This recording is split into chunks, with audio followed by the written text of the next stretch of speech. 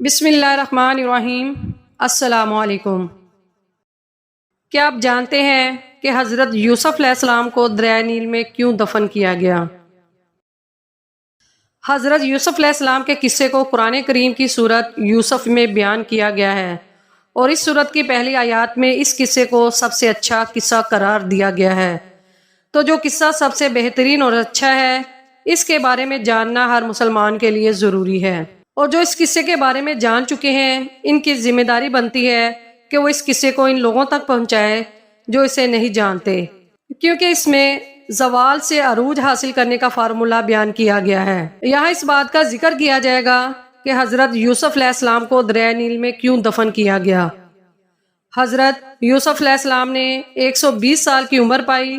حضرت یوسف علیہ السلام کے وصال کے بعد ان کے چاہنے والوں میں اختلاف ہو گیا کہ حضرت یوسف علیہ السلام کو کہاں دفن کیا جائے۔ مصر کی عوام کا آپ سے محبت کا یہ عالم تھا کہ ہر کوئی یہ چاہتا تھا کہ سیدنا یوسف علیہ السلام کو ان کے محلے میں دفن کیا جائے تاکہ ان کے محلے میں خیر و برکت رہے۔ آخر میں اہلیان مصر اس بات پر راضی ہوئے کہ آپ کو دریائے نیل میں دفن کیا جائے تاکہ دریا کا پانی آپ کی قبر مبارک کو چھو کر گزرے اور تمام مصر والے اس پانی سے برکت حاصل کر سکیں۔ اس لیے آپ کے جسم مبارک کو سنگ مرمر کے صندوق میں بند کر کے دریائے نیل میں دفن کر دیا گیا۔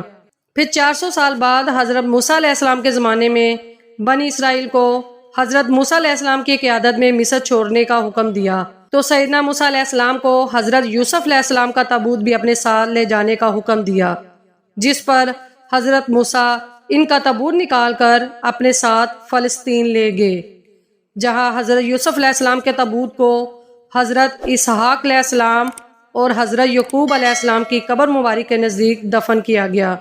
اس وقت آپ کا مزار مبارک فلسطین میں ہے۔